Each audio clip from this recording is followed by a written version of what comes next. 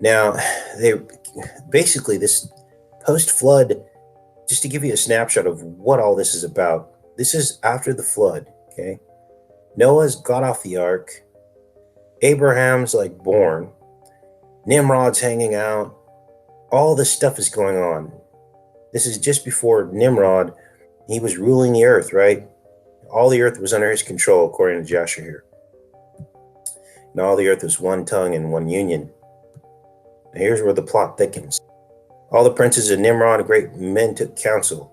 Phut, Mizraim, Cush, and Canaan. These are all Ham's sons. Interesting, right? Ham's sons. Canaan was cursed, remember?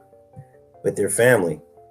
Come, let us build ourselves a city, and in it a strong tower, its top reaching into heaven. We will make ourselves famed, so that we may reign upon the whole world, in the order that the evil of our enemies may cease from us, that we may reign mightily over them, that we may not become scattered over the earth on account of their wars. They all went before the king, and they told the king these words, and the king agreed. All the families assembled, consisting of 600,000 men.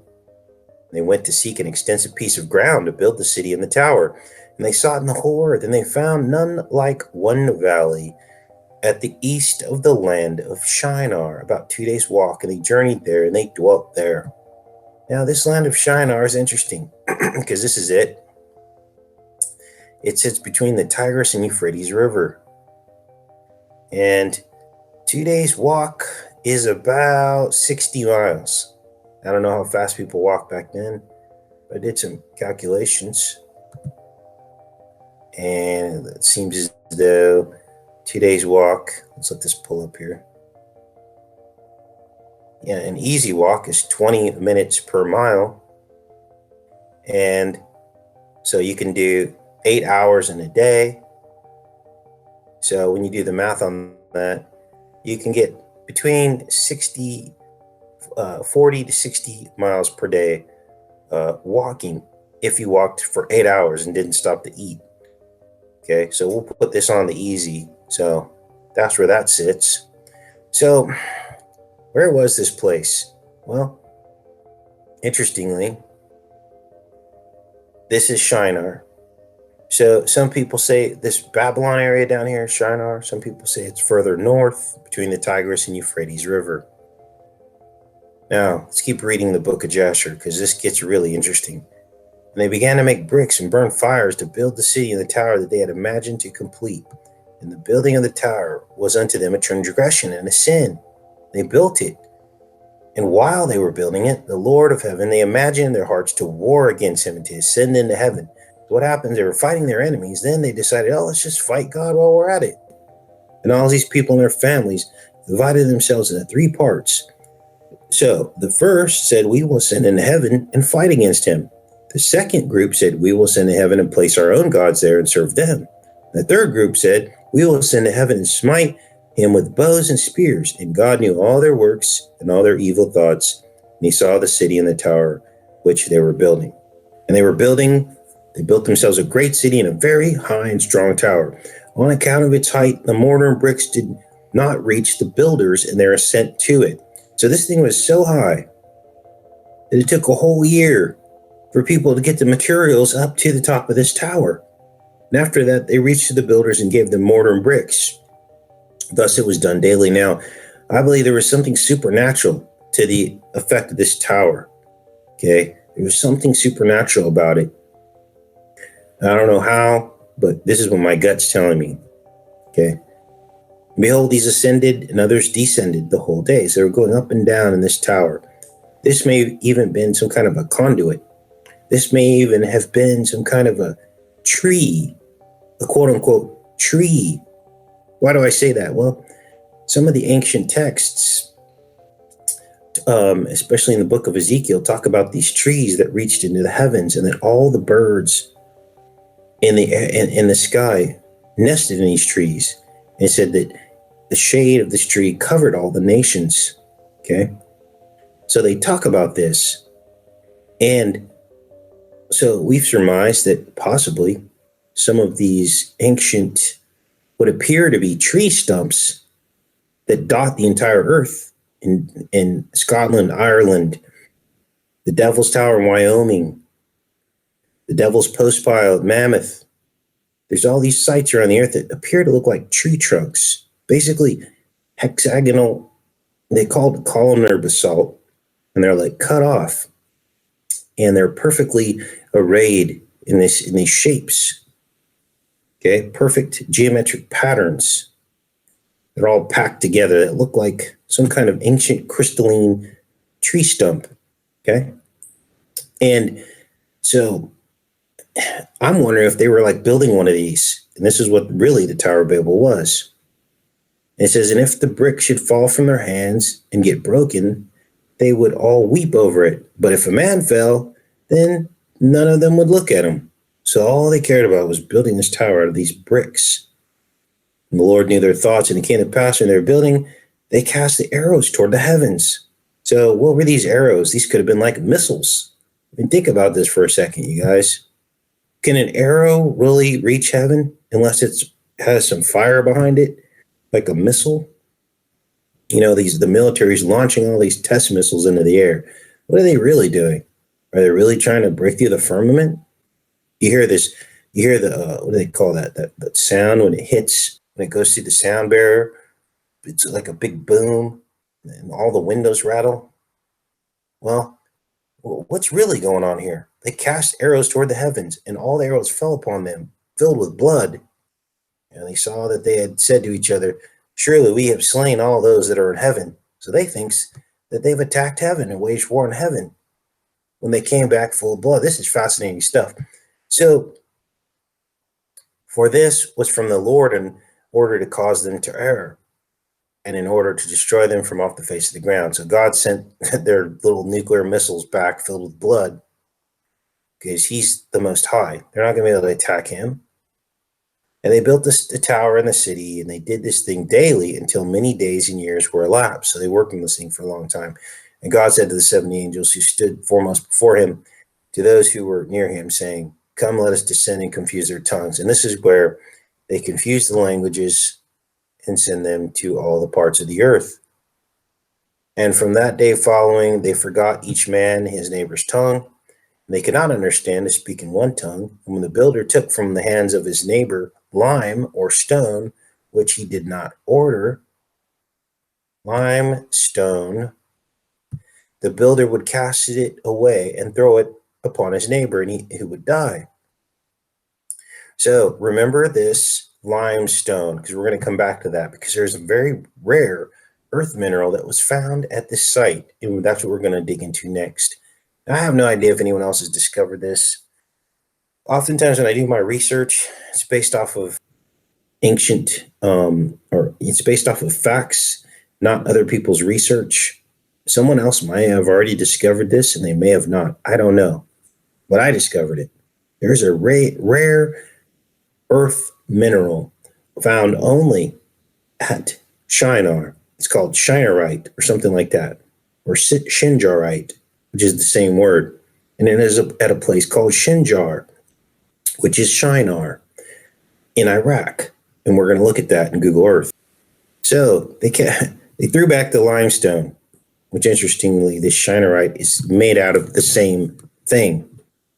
The Lord smote 3 divisions that were there, and he punished them according to their works and designs. Those who said, remember, there were 3 groups. Those that said, we will ascend to heaven and serve our gods, became like apes and elephants. So he transformed them into apes and elephants. And those who said, we will smite the heaven with arrows, the Lord killed them, one man through the hand of his neighbor. And the 3rd division of those who said, we will ascend to heaven and fight against him, the Lord scattered them throughout the earth. Now, don't you think it's interesting? This is all broken up into thirds. 33.33. 30 of the angels fell from heaven, didn't they? 33%. Where did they fall? To the 33 north parallel, Mount Hermon. See how all this fits together? And those who were left among them, when they knew and understood the evil which was coming upon them, they forsook the building, and they also became scattered upon the face of the whole earth. And they ceased building the city and the tower. Therefore, he called this place Babel. For there the Lord confounded the language of the whole earth. Behold, it was at the east of the land of Shinar. And as to the tower which the sons of men built, the earth opened its mouth. And this is interesting. They go back to the thirds again. Swallowed up 1/3 of it. So 1/3 of this tower was swallowed up. Fire descended from heaven and burned another third. And the other third is left to this day. And it is part of which was aloft, or was in the sky, and its circumference is 3 days' walk. This is the part we're going to focus on this show, because I got Google Earth pulled up, and we determined that 3 days' walk is probably about 80 miles of walking in 3 days. So you see here, this is Sinjar, and we're going to look at this in Wikipedia as well. And at this exact site, this peculiar mountain range that sticks out of the middle, well, actually it's the northern edge of the land of Shinar, just so happens to be a 3-day walk around this mountain range. Now, this mountain range is considered by the locals as a holy place, and its circumference is about 80 miles. So this is the land of Shinar, okay? It's the northern edge. Let's zoom this out so you guys can see this. This is the northern border of Iraq. It's like the north corner. And you're going to notice some of these cities where a lot of these Gulf War battles took place. Remember Mosul? They were talking all about Mosul. And, they were taking Mosul and all this stuff was going on. Well, this is right around this lone mountain range. Zoom this out again. I want you to get a good view of this. This is the land of Shinar. Okay. And the Gulf War centered around some of these cities. There may have been a base in Mosul. This is the Sinjar Mountains, is exactly what we're looking at here. 100 kilometers long. Notice Sinjar has Shinar in it. Rises above the alluvial steppe plains in northwestern Iraq to an elevation of 4,800 feet. The highest segment of these mountains, 47 miles long, lies in the Nineveh Governorate. A spectacular breached anticline structure. Okay, you see it's this extensive area here. Now this is the main part, but they've got these lower areas down here, but this is the main part. Okay, and they say it's folded. Here's the Tigris River, so you can get your bearings. Compare that to what you see here. So this is what you're looking at. This is this, okay? Here's the high folded zone. And so let's read further into this Sinjar. The mountain is a groundwater recharge area and should have good quality water, although away from the mountain, groundwater quality is poor, okay? Sinjarite, a hygroscopic calcium chloride formed as a soft pink mineral, was discovered in braided wadi fill in limestone exposures near Sinjar. Limestone,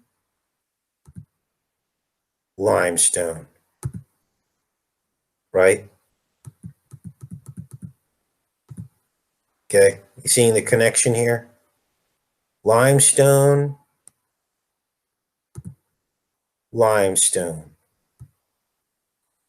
Now, this is crazy because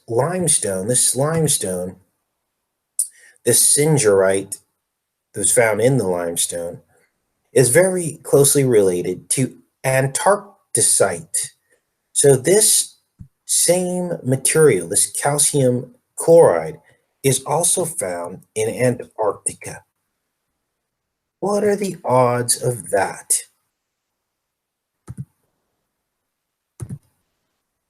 Now here's where the plot thickens. This is all about Sinjarite here.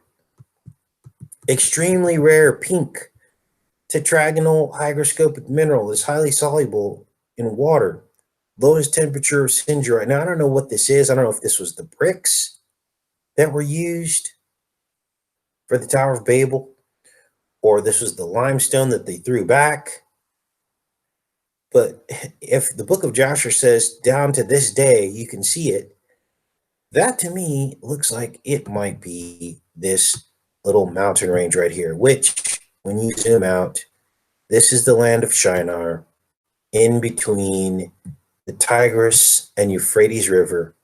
And it's the only thing really popping out in the entire plain of Shinar to the present day. This is high country here, but these are the plains, the eastern plains of Shinar. This is it, you guys. So this place is where they found this rare earth mineral, only found Antarctica and this site on Earth. Let's read what else they say about Shinar. Now, as soon as we get done talking about this, I'm going to rebut some of the objections to the Book of Enoch. That's how we're going to close out the show today. So, since the 12th century, the area around these mountains have been mainly inhabited by the Yazidis, I think is how you pronounce it. Venerate them. They venerate these mountains and consider them to be the highest place where Noah settled after the biblical flood. So this is what they think. They think that this was Mount Ararat, and I don't know that, but this is what the locals think. So they definitely think it's a holy place. And you got to wonder, yeah, they're over there for oil, but what else are they over there for? Fighting all these wars.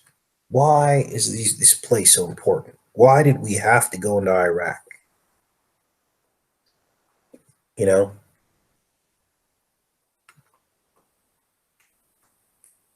Coffee break.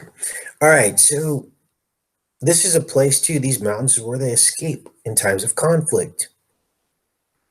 They were, up until a couple years ago, the Yazidis were ceaselessly at war with the Arabs and everybody else. So everybody was fighting these people. It makes you wonder why, right? Why fight a bunch of Bedouin people out in the desert? Why were these people having to be at war their whole lives, generations and generations? Do you think there might be something there everybody wants? So they had a conflict with the Islamic State. It does say that the United States intervened for these people, apparently, and dropped water and food, okay, and tried to help them because they all fled into these mountains to survive. There's something going on. And this is a sacred mountain to these people. And they tried to desecrate the mountain. Islamic State did. And it says here that on the northeast side is a wall of small bricks of the finest quality, and is as firm today as when laid in the hand of the master builder thousands of years ago. The weather has channeled deep ravines in the sides of the mound, revealing here and there a mass of yellow bricks laid in white mortar, and which are evidently sun-dried and not kiln-burned. They are not less than 12 inches square and 4 inches thick. They all bear the name and titles of King Nebuchadnezzar. The translation of the inscription on the one I brought away to be placed in my cabinet of curiosities is as follows: Nebuchadnezzar, king of Babylon, preserver of Bit-Sagal and Bit-Sadah, eldest son of Nabopolassar, king of Babylon. The most eminent antiquarians in Babylon, researchers, regard this ruin as the remains of the Tower of Babel. The remains of the Tower of Babel is the yellow brick road. This is the Tower of Babel. This is the yellow brick road spiraling up to heaven. This is amazing because in The Wizard of Oz, Dorothy follows the yellow brick road.